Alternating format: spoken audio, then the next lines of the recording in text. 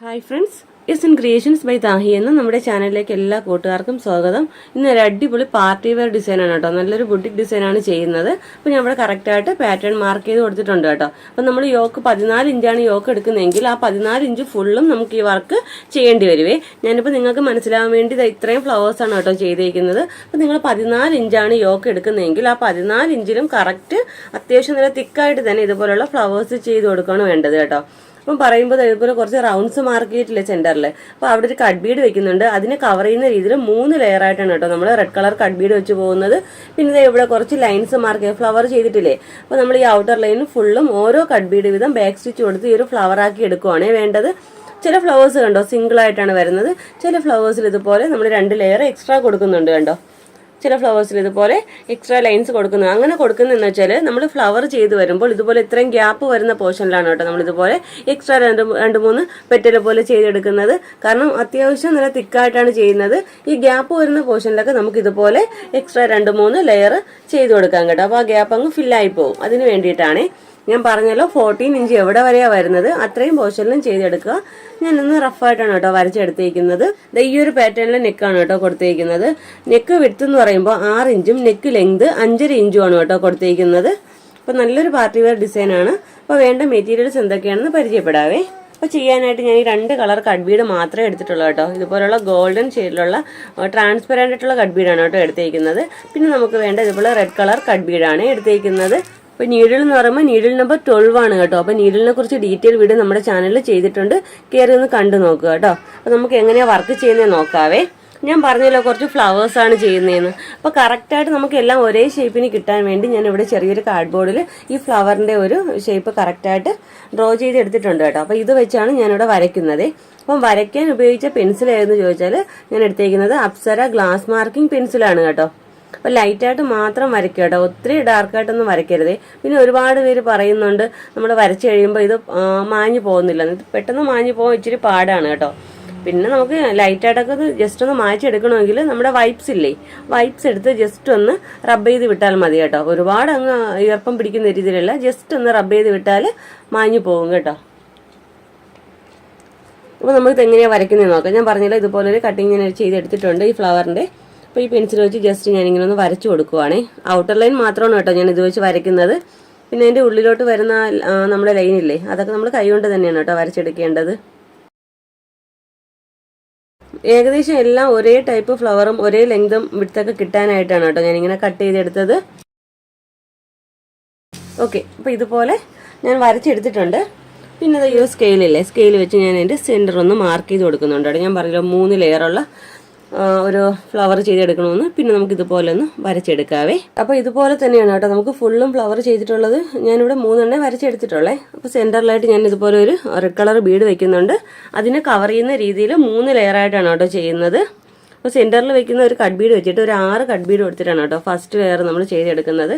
അപ്പോൾ അതിനുശേഷം നമുക്ക് എത്ര കട്ട് ബീഡാണോ വേണ്ടത് അതനുസരിച്ച് വേണം ചെയ്ത് പോരാനായിട്ടേ. പിന്നെ ചെയ്യാനുള്ളതെന്ന് വെച്ചാൽ നമ്മൾ റൗണ്ടിന് ഇങ്ങനെ ചെയ്തെടുക്കുമ്പോൾ 2-3 കട്ട് ബീഡ് ഇടവിട്ട് ലോക്ക് സ്റ്റിച്ച് നിർബന്ധമായിട്ടും കൊടുക്കണം കേട്ടോ. എന്നാൽ മാത്രമേ അത് കറക്റ്റായിട്ട് നന്നായിട്ട് ഫിക്സ് ആയിട്ടിരിക്കുള്ളൂ കേട്ടോ.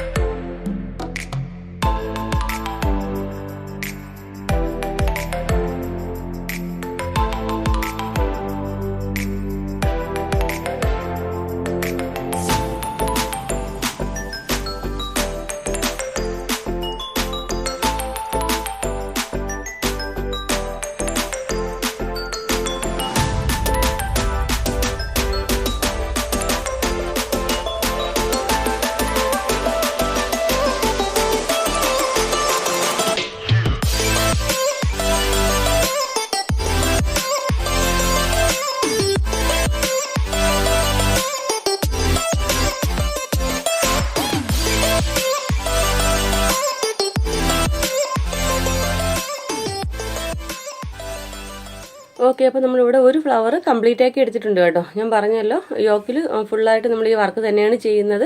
ഇടയ്ക്ക് ഗ്യാപ്പ് വരുന്ന സ്പേസിൽ മാത്രമാണ് കേട്ടോ ഇതുപോലെ എക്സ്ട്രാ കുറച്ച് ലീവ്സ് കൂടെ ചെയ്ത് പോരുന്നത്. ഇവിടെയൊക്കെ നമ്മൾ എവിടെയൊക്കെയാണോ ഫ്ലവർ വരയ്ക്കുന്നത് അതിൻ്റെ ഇടയ്ക്ക് ഗ്യാപ്പ് വരുമ്പോൾ മാത്രം ഇതുപോലെ ചെയ്ത് പോരുക. അപ്പം നമ്മൾ ഈ വരച്ചിരിക്കുന്ന എല്ലാ ഫ്ലവറിനും കറക്റ്റായിട്ട് തന്നെ ഇതുപോലെ വരണമെന്നില്ല കേട്ടോ. എൻ്റെ പെറ്റൽ ചെറുതും വലുതുമായിട്ടൊക്കെ വരാം. ഞാൻ പിന്നെ ആ കറക്റ്റ് പേപ്പർ കട്ടിങ്ങിൽ കറക്റ്റായിട്ട് കട്ട് ചെയ്തെടുത്തുകൊണ്ട് മാത്രമാണ് കേട്ടോ ഇങ്ങനെ ചെയ്തെടുത്തത്. അപ്പോൾ വളരെ സിമ്പിളാണ് കേട്ടോ. നമുക്ക് കാണുമ്പോൾ നല്ല ഹെവി ആയിട്ട് തോന്നും, കുറച്ചധികം ടൈം എടുക്കും. ക്ഷമയോടെ ഇരുന്ന് ചെയ്താൽ നമുക്ക് ഇതിന് നല്ല അടിപൊളി ഒരു പാർട്ടി വെയർ ഡിസൈൻ ചെയ്തെടുക്കാൻ പറ്റും കേട്ടോ. അപ്പം കംപ്ലീറ്റ് ആയിട്ടും ഇതുപോലെ തന്നെ ചെയ്തെടുക്കുക. 2 കട്ട് ബീഡ് മാത്രമേ യൂസ് ചെയ്തിട്ടുള്ളൂ കേട്ടോ. അപ്പോൾ ഇതിന്റെ ഫൈനൽ ലുക്ക് വരുന്നത് എങ്ങനെയാണെന്ന് നോക്കാവേ.